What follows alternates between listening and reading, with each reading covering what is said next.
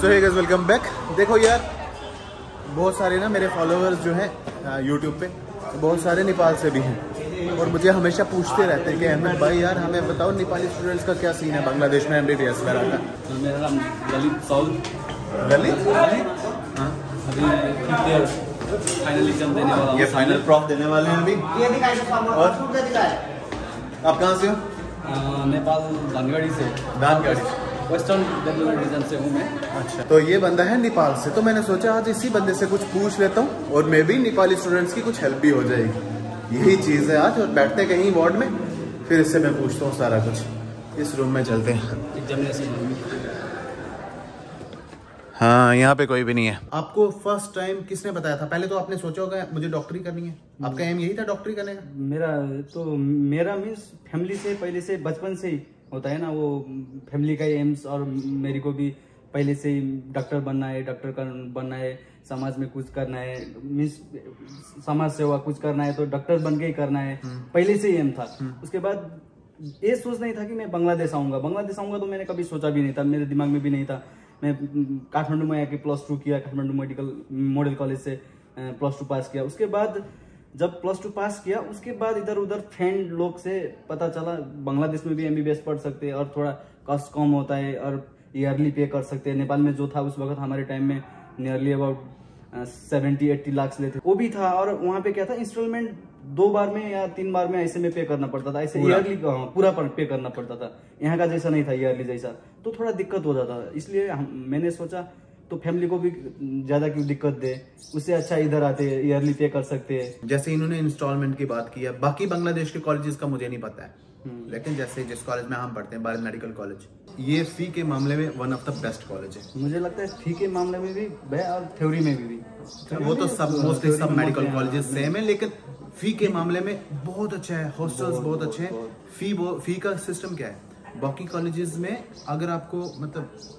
Annually फी देनी पड़ती है, इतनी अगर नहीं दोगे तो आपको एग्जाम नहीं देने देंगे। यहाँ पे वो एग्जाम के लिए MD सर इतने अच्छे हैं ना, वो एग्जाम के लिए आपको कभी भी रोकते नहीं है। वो कहते हैं कोई बात नहीं, 2 महीने बाद दे रहा है, वेल एंड गुड, दे दे। अभी तक तो ऐसे भी स्टूडेंट्स हैं जो फाइनल पास भी करके अभी उनकी 10-10 हज़ार $US बकाया फी। अरे मेरा ही 10,000 बाकी है, फिर मैं फ्री प्रॉफ पास कर गया, अब देने वाला हूँ। चलो ये बात होगी। तो ये तूने फी की बात की, मैंने सुन यहाँ पे ले आया, ये आउट ऑफ द टॉपिक बात है। नेपाली स्टूडेंट को बांग्लादेश में आके MBBS करने का क्या फायदा है और इसके बीच में क्या डिफरेंसेस हैं और क्या ड्रॉबैक्स हैं, ये मुझे चीज़ बता दो अगर है कोई तो। एक तो मेडिकल कॉलेज मीन्स नेपाल में जो मेडिकल कॉलेज है, मीन्स मेडिकल कॉलेज मीन्स जो एक्सपेक्टेशन होता है ना बंदे का, ऐसा होगा ऐसे होगा, माइंड में जो एक्सपेक्टेशन होता है वो यहाँ पे थोड़ा मीट नहीं होता है। नेपाल के अच्छे बहुत जो मेडिकल होने चाहिए, मेडिकल कॉलेज होने चाहिए, ऐसे होते हैं। यहाँ पे मीन्स क्या है, नॉर्मली मेडिकल कॉलेज भी बहुत है और बिल्डिंग खड़े कर दिए और बना लिए, पढ़ा लिया, मीन्स वो गलत नहीं है, लेकिन एक हिसाब से जो एक्सपेक्टेशन होता है ना, मीट होता है ना, वो उतना नहीं होता है। बाकी मामले में तो पढ़ाई में अब फी के मामले में अच्छा ही है, इधर पढ़ाई भी उतना बुरा नहीं है। और प्रैक्टिकल तो अब खुद की बात है, जितना सीखना चाहते हो जहाँ पे भी सीख सकते हो। अगर मन होगा ना तो नेपाल में भी सीख सकते हैं, यहाँ पे भी सीख सकते हैं, यहाँ पे भी उतना कम नहीं है, सीख सकते हैं जितना भी। और यहाँ बांग्लादेश से पढ़े हुए स्टूडेंट ज़्यादातर अच्छे ही है, बहुत अच्छे NMC में बंदे लोग ने एक बार में ही निकाल लिया है। अब थ्योरेटिकली बहुत अच्छा पढ़ाते हैं, लेकिन प्रैक्टिकली इतना सही नहीं होता है, थोड़ा हाँ उधर से। और वो आप पे डिपेंड करता है, आप कहीं पे भी जाके वो चीज़ सीख सकते हो। थ्योरी आपने अच्छी पढ़ी हुई तो प्रैक्टिकल सीखने में ज़्यादा दिन नहीं लगेंगे। अब मुझे एक बात बताओ, जब आप फर्स्ट टाइम बांग्लादेश आए, आपका क्या इंप्रेशन था बांग्लादेश को लेके? फर्स्ट टाइम जब बांग्लादेश आए, पहले मैं जो है, मैं नेपाल से अकेला आया हूँ, ठीक है। फर्स्ट टाइम फ्लाइट, कभी फ्लाइट में नहीं बैठा, कभी इंटरनेशनल मैंने ट्रैवल नहीं किया, ठीक है। मैं 1 मंथ लेट आया था इधर, जनवरी से क्लास स्टार्ट होता था, मैं February 2 को आया, अकेला आया, किसी को पहचानता नहीं था, प्लेन में बैठा अकेला आया। एयरपोर्ट में कंसल्टेंसी वाला मुझे लेने वाला था, एयरपोर्ट में आया, जब एयरपोर्ट में लैंड करने वाला था प्लेन, तब ऊपर से देखा तो गड्ढे दिख रहे हैं, जिधर भी देखता हूँ गड्ढे दिख रहे हैं। इधर तो ज्यादा पानी ज्यादा है और पॉन्ड्स ज्यादा है, मच्छी ज्यादा मिलता है। मुझे जब मैं एयरपोर्ट में आया तब पता चला ये तो इंडिया और नेपाल मैच करता है ना, हमारा तरह एरिया से मैच करता है। मीन्स सब नॉर्मल है, जो फॉरेन कंट्री में जा रहा हूँ जैसा लगता है वो वैसा फील नहीं हुआ उतना। और वहाँ से मुझे कंसल्टेंट ने होटल में लेके गया, उधर से मुझे बस में भेजा। मुझे तो ना बंगाली आती थी, इधर बहुत लोगों को तो इंग्लिश नहीं आती है, बंगाली नहीं आती थी। बहुत प्रॉब्लम हुआ उस वक्त में, बस में ट्रैवल करके इधर आने में थोड़ा दिक्कत हुआ। और उसके बाद कॉलेज में आया, कॉलेज स्टार्ट किया, कवर कर लिया सब कोर्स हुआ ना, बहुत अच्छा ही हुआ ना। इतना 5 इयर्स कट गया, अब जो भी हुआ अच्छा ही हो रहा है। फूड के रिलेटेड आपके क्या थॉट्स हैं? आपको फूड नेपाली फूड और बांग्लादेशी फूड क्या सिमिलर है या डिफरेंट है? ना भाई, जैसे हमारे मैं तुम्हें बता देता हूँ, जैसे हमें तो बहुत ही डिफरेंट था यहाँ का फूड। राइस एक कॉमन चीज़ थी, बाकी जो यहाँ पे चीज़ें बनाते हैं ना वो बहुत ज़्यादा डिफरेंट थी, लेकिन हम तो भाई अडॉप्ट कर गए, हमें कोई प्रॉब्लम नहीं होती है। तुम अपना बताओ नेपाली स्टूडेंट्स का। नेपाल में खाना नॉर्मली क्या है कि भैया नेपाल का रेगुलर खाने का हैबिट कैसा है कि हम हफ्ते भर मैक्सिमम कोई खाते है तो 2-3 बार चिकन खाता है, मटन खाता है, माछ जो भी नॉन वेज खाता है, नहीं तो हफ्ते भर हम लोग वेज खाते हैं, सब्जियां खाते हैं ज़्यादा, मीन्स सब मिक्स वेजिटेबल्स होता है सब कुछ। इधर क्या होता है, इधर का क्या है खाना रेगुलर चिकन फिश होता है, ये डिफरेंट है। हम लोग को जो मीन्स अच्छा नहीं लगता है उतना रेगुलर खाने में। इधर का खाना जो है टोटली ऑयली, मसाले ऑयल ज़्यादा, यहाँ पे ये हमारे में नॉर्मल होता है, नॉर्मल दाल भात तरकारी। ये नेपाल का तरकारी क्या होता है? तरकारी मीन्स सब्जी होता है, ठीक है। एज तुम हिंदू हो, तुम वेजिटेरियन हो नॉन वेज हो? मैं नॉन वेज हूँ। नॉन वेज खाते हो, मतलब मटन वगैरह चिकन वगैरह खाते हो? मस्त। अब मुझे ये बात बताओ, आपको तो ज्यादा प्रॉब्लम नहीं होगी खाने में? अभी फर्स्ट में तो हम लोगों ने 4-5 साल तो खुद फर्स्ट में इधर खाया, बाद में जब प्रॉब्लम आया खुद बनाने स्टार्ट कर दिया। तुम खुद बनाते हो? खुद बना के खाते हैं, मतलब खुद बना के खा के खा सकते। और कभी एग्जाम के टाइम में सिर्फ बाहर खाते हैं, वो तो आदत पड़ गई है, जहाँ पे बैठे ऐसे उसी हिसाब से चलना पड़ेगा। तो मतलब खाने की इतनी प्रॉब्लम नहीं है, अडॉप्ट कर लेता है? प्रॉब्लम नहीं है, एडॉप्ट कर लेता है। और अब जो प्योर वेजिटेरियन नेपाल से आ रहा है वो क्या करेगा? के लिए ज्यादा प्रॉब्लम है, जैसे मेरा दोस्त है हिमाल के प्रॉब्लम होता है, जहाँ पे भी जाता है मटन खाता है, बस मटन सिर्फ खाता है, और चिकन भी नहीं खाता है, फिश खाता है। इधर क्या होता है, हर चीज में चिकन मिलेगा आपको, समोसे में भी चिकन मिलेगा। वो बहुत बार फंस जाता है इस चीज में, ठीक है। और किसी के बर्थडे में जाता है तो भी उसका चिकन मुझे खाना पड़ता है।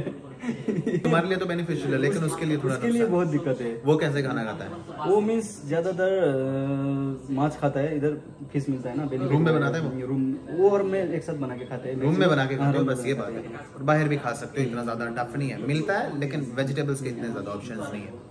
देखो यार, ये जो हम बात कर रहे हैं ये पूरी रैंडमली है, कोई मतलब हमने कोई सोच के नहीं आए थे। मैंने वही बोला था कि मुझे बोल रहा था मतलब भाई नेपाली स्टूडेंट्स भी बहुत सारे हैं, आप एक बार मेरे से भी तो पूछो कुछ, तो इसलिए मैंने कहा सारा कुछ रैंडमली होगा, बिना कट वैसे कट लगेंगे, थोड़ी थोड़ी चीज़ें जो काटनी होंगी। अब मुझे एक चीज़ बताओ, तुमने कहा तुम खाना खुद बनाते हो, बाहर भी खाते हो, ऐसे करते हो, नेपाल से आए हो, तुम्हें यहाँ पे मंथली कितने एक्सपेंसेस आते हैं? हमारा हॉस्टल फी तो ट्यूशन फी में इंक्लूड है, उसका उसको छोड़ के नियरली नेपाली 10,000 और यहाँ का 6,000 नियरली, उतना से हम लोग का चल जाता है। 6,000 से हो जाता है नॉर्मली। वही मैं बोलता हूँ, वो आप पे डिपेंड होता है। हाँ। कुछ 20,000 पे भी करते हैं, कुछ 10,000, किसी को 20,000 भी नहीं पहुँचता है, और कुछ 6,000 पे भी कर जाते हैं। तो ये आप पे डिपेंड करता है। बांग्लादेशी जितने भी कॉलेजेस हैं, इनमें जब फर्स्ट टाइम स्टूडेंट आता है बांग्लादेश में, कोई रैगिंग वगैरह का वो सारा कुछ कल्चर, या जैसे आप हिंदू हो, ये मुस्लिम कंट्री है, सही है, तो उसके रिगार्डिंग कोई पार्शियलिटी वगैरह ऐसा कुछ यहाँ पे वैसा नहीं है। बाकी कॉलेज में मुझे उतना पता नहीं, क्योंकि बाकी कॉलेज में तो हमारे कॉलेज के बारे में बताऊँ तो क्या है कि इधर हमारे फॉरेनर के लिए हॉस्टल अलग है, हम लोग जो है सब फॉरेनर रहते हैं। वहाँ पे क्या होता है, मीन्स जब बाहर से हम लोग फर्स्ट टाइम आते हैं ना, सीनियर लोग इतना हेल्प करते हैं, मार्केट ले जाते हैं सामान खरीदने के लिए, सब कुछ में हेल्प करते हैं। मीन्स ऐसा नहीं होता कि सीनियर जूनियर, इतना रेस्पेक्ट करना पड़ता है। मैं तो ऐसे थोड़ा सा हंसा हूँ, लेकिन ऐसा नहीं है कि हम इनकी करते हैं, ये हमारे बहुत रेस्पेक्ट करते हैं। गिव एंड टेक का सिस्टम चलता है। बहुत हेल्पफुल भी है। किसी के पास कभी पैसे नहीं है, सीनियर से मांग लिया, किसी के पास कुछ नहीं है, जूनियर से ले लिया, ऐसे बहुत हेल्पफुल है। इसमें तो कुछ भी नहीं। और रहा मुस्लिम और हिंदू का बात रहा, इसमें तो हमारा जीरो है। हमारे बंदे लोग होते हैं। हॉस्टल का देखो, मैं हॉस्टल का वो पता है मुझे कि जीरो है।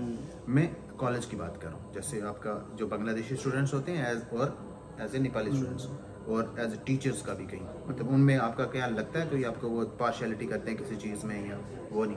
बाकी फॉरेनर्स मुझे पता नहीं करते इतना कुछ में। ये बताओ मुझे, बांग्लादेश में बांग्लादेशी स्टूडेंट्स आपके साथ कुछ ऐसा करते हैं, या टीचर्स ऐसा कुछ करते हैं पार्शियलिटी के? नहीं, ये बताओ। अभी तक मुझे पर्सनली मुझे फील नहीं हुआ। मुझे तो बहुत टीचर लोग हैं जो मुझे बहुत अच्छा करते हैं, जो पेरेंट्स जैसे भी बहुत टीचर है, मीन्स गाइड करते हैं, कभी जो भी प्रॉब्लम सुना सकते हैं। मुझे अभी तक पर्सनली फील नहीं हुआ ऐसा। नहीं है फिलहाल, ये तो अच्छी चीज़ है ना। बहुत मैं खुद भी यही चीज़ मैं तो बहुत 1000 बार बोल भी चुका हूँ कि यहाँ पे ऐसा कोई सीन ही नहीं है हिंदू मुस्लिम का या कोई और रिलीजन का कुछ इतना, मतलब कोई किसी को वो पार्शियलिटी का सिस्टम नहीं है। वो इक्वली देखते हैं सारे टीचर्स, जितने से मैं पढ़ा हूँ उन सबका बोल रहा हूँ, वो सारे इक्वली देखते हैं, बाकी का पता नहीं मुझे। एनीहू, अब आप और बताओ मुझे बांग्लादेश के बारे में कुछ। बांग्लादेश एक अच्छा कंट्री है। अब इधर 6 साल बिताना मतलब तो एक नॉर्मली पार्ट ऑफ लाइफ है।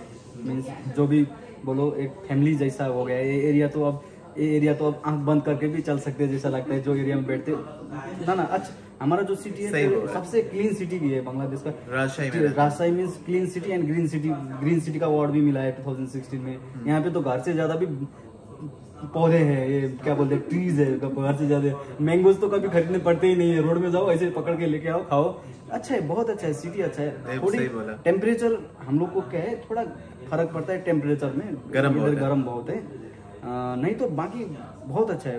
नेपाल में है और बांग्लादेशी सिलेबस, इसमें कुछ डिफरेंस है क्या? जहाँ तक मुझे पर्सनली उतना पता नहीं है, लेकिन मुझे जहाँ तक लगता है 20-25% डिफरेंस हो सकता है नेपाल का और इधर का कोर्स में। थोड़ा 20-25%, नहीं तो मैक्सिमम तो सब एक ही होता है, क्योंकि नेपाल का क्लाइमेट भी, नेपाल और कंट्री तो बहुत नज़दीक है ना, क्लाइमेट डिजीज वगैरह सब कुछ मैच करता है। उतना वो भी नहीं है। नेपाल का माउंटेन, नेपाल में 3 रीजन्स है। माउंटेन रीजन है जहाँ पे बहुत ज़्यादा ठंड होता है, जो कश्मीर, इंडिया का कश्मीर जैसा होता है वहाँ पे। और हिमालयन रीजन के बाद हिली रीजन है, वहाँ पे सिर्फ पहाड़ है। जो तराई रीजन है उधर का और इधर का टेम्परेचर सेम है। तराई रीजन में जो होता है इधर वही होता है, सेम होता है। चलो सही है फिर। मतलब ये कौन सी बात की अभी हमने? इधर का और उधर का क्या की? लेकिन पता है नॉर्मली बात नहीं होता है भाई, हम लोग में किस प्लान है ना, इसलिए।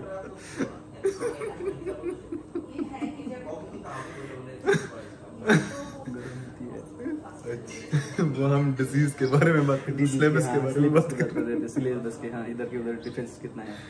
अच्छा, अब मुझे बात बता, ये तो सारा कुछ हो गया। देख, मैं भी यही बोलता हूँ, हमारा नेपाल, इंडिया, बांग्लादेश सारे सिमिलर है, बहुत सिमिलर है। बांग्लादेश आने के लिए क्या क्राइटेरिया है आपको पता है as a Nepali student? As a Nepali student Nepal में सबसे पहले तो +2 पास होना चाहिए साइंस फैकल्टी से। 75 है बायोलॉजी में और बाकी 2 में 60 ऐसा है, खुद भी चेक कर लेना। उसके बाद +2 पास करने के बाद आपको नेपाल का वो इंट्रेंस देना पड़ेगा। पहले तो जो था हमारे टाइम में अलग अलग से एग्जाम होते थे। अभी कॉमन इंट्रेंस एग्जाम होता है सब कुछ। वो इंट्रेंस पास होना चाहिए पहले, फर्स्ट में वो क्वालिफाइड होना चाहिए। कितने नंबर चाहिए क्वालिफिकेशन के? पहले हमारे टाइम में 100 में 50 था, अभी 200 में 160, 50% में भी 50% लाना पड़ता है। एग्जैक्टली उतना पता नहीं है। मतलब आपने किसके थ्रू एडमिशन कराई थी? आपने खुद आके एडमिशन की थी या? ना, मैंने तो कंसल्टेंट्स के थ्रू आया था। लेकिन कंसल्टेंट्स के बारे में क्या आपके थॉट्स हैं? कंसल्टेंट्स जहाँ तक लगता है, अगर कंसल्टेंट्स से तो आना पड़ेगा ही, किसी को भी आना है तो किसी के थ्रू आना पड़ेगा ही। डायरेक्टली आ नहीं सकता बंदा, क्योंकि बहुत इसका प्रोसेस बहुत लंबा होता है।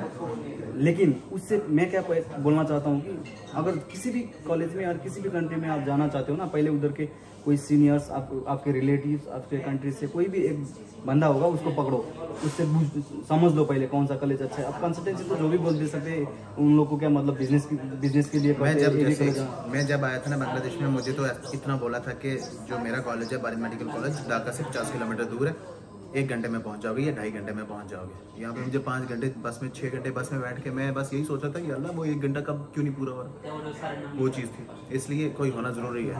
तो जैसे एक बात है, इसका भी यूट्यूब चैनल है। जो नेपाली स्टूडेंट्स हैं ना, मोस्टली इंडियंस भी पूछ सकते हैं, लेकिन नेपाली स्टूडेंट्स, अगर आपको कोई जानकारी चाहिए तो इसको डायरेक्टली इसके यूट्यूब पे इसको फॉलो करो, मैं इसका लिंक दे रहा हूँ। और साथ में इसको आप इंस्टाग्राम पे DM वगैरह करके पूछ भी सकते हो कि किस तरह से एडमिशन करानी है। कोई कंसल्टेंट वगैरह का नंबर है तेरे पास? कंसल्टेंट के नंबर कोई अच्छा अच्छे है वाला, वो अच्छे वाला मीन्स नहीं अच्छे से जो भी मतलब इजीली अच्छे से गाइड कर देगा कि उसके किस तरह से लिए आना है। अब क्या है मेरा भी अगर आपको जरूरत है तो, अदरवाइज आप अगर खुद कर रहे हो तो कोई प्रॉब्लम नहीं है। मेरा भी ललित साउंड नाम करके एक यूट्यूब चैनल है, भी आप जाके कमेंट कर सकते हैं, कुछ भी हेल्प चाहिए तो। नहीं तो मेरा फेसबुक आईडी भी है, उसमें लिंक भी दिया है, उधर जाके भी आप मुझे पूछ सकते हैं। नहीं तो भैया भी लिंक में दे देंगे, उधर से भी मुझे पूछ सकते हैं। कोई भी नेपाली स्टूडेंट को जरूरत हो तो मेरे से आस्क कर सकते हैं, कोई प्रॉब्लम नहीं है, उसमें दिक्कत नहीं है, मैं मजे से गाइड कर दूंगा। कंसल्टेंसी में जाना पड़ेगा, लेकिन उससे पहले किसी सीनियर से बात करना जरूरी होता है। हाँ, वो जरूरी है।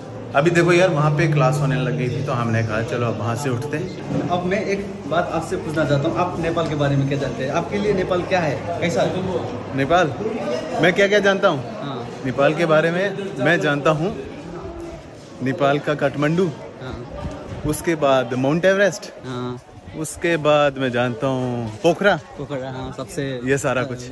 अच्छा सिटी है। हाँ मैं ये जानता हूँ। पोखरा के बीच में एक लेक भी है, और वो देख, अस्सलाम वालेकुम मैम, बोलो। अल्हम्दुलिल्लाह। 80 में। और ये दो हैं खत्म कर तो ये चीज़ है, ये सारा कुछ मैं नेपाल के बारे में जानता हूँ। मुझे तो नेपाली भी आती, आप मुझे पता है क्या? पूछ, मारो इसको। नहीं पता नहीं, अब पीछे से जो पूछ मेरे से, मुझे देख नेपाली आती कि नहीं, पूछ। तपाईको नाम के हो? मेरा नाम हाँ। अहमद अजीज खान, ये सारे जानते हैं। आपको तो आता है। और कुछ तपाईँ सन्चै हुनुहुन्छ? हाँ, ये तपाई संचे हुनुहुन्छ? हाँ हुनुहुन्छ। ये कैसे हो आप? ऐसा आप कुछ कैसे है। हो? हाँ, बड़े लोग को बोलेंगे ना तो तपाईँ सन्चै हुनुहुन्छ, और छोटे को बोलेंगे तिमी सन्चै छौ। ये होता है। फिर उसके बाद तिम्रो, उसके बाद नहीं एक और कुछ बोल। और पूछेंगे, और आप हुजूर, हजुर मीन्स किसी को बुलाना, किसी को बुलाना नहीं, किसी ने अगर बुलाया ना आपको, वो रेस्पेक्ट से हजुर बोलते हैं, ठीक है? हजुर बोलते हैं। ये चीजें हैं यार, बाकी सब सही है ना? बहुत सही है, बहुत सही है। नेपाली स्टूडेंट्स जो बांग्लादेश आ रहे हैं उनके बारे में कुछ कहना चाहते हो? एंड पे वीडियो खत्म कर दिया। अब ऐसा भी नहीं, अब तो नेपाल में भी सीट डबल कर दिए शायद, नेपाल में भी सीट डबल हो गए, और नेपाल में भी थोड़ा पहले से हमारे टाइम से अब इजी हो गया है। जहाँ तक मुझे लगता है, अगर आप लोग सकते हो तो नेपाल में ही पढ़ो। अगर लास्ट चांस कोई ऑप्शन नहीं रहा, अब आपको कोई दिक्कत है तो इधर आ सकते हो, इधर भी उतना बुरा नहीं है।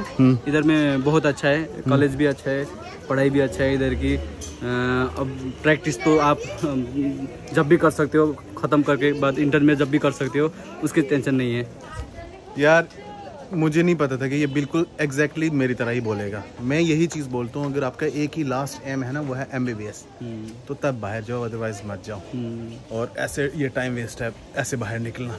एनीहू, चल हिमाल, अल्लाह हाफिज। अल्लाह हाफिज। अब नमस्ते सबैलाई। और बाकी यार इसको तुम फॉलो कर देना, इसका यूट्यूब का लिंक वगैरह मैं दे दूंगा नीचे डिस्क्रिप्शन में, इसको भी फॉलो करना। और देखो ये हमारी ना ये वीडियो, मुझे पता है कि मुझे नहीं लगता कि ये हमने हर टॉपिक को कवर किया है।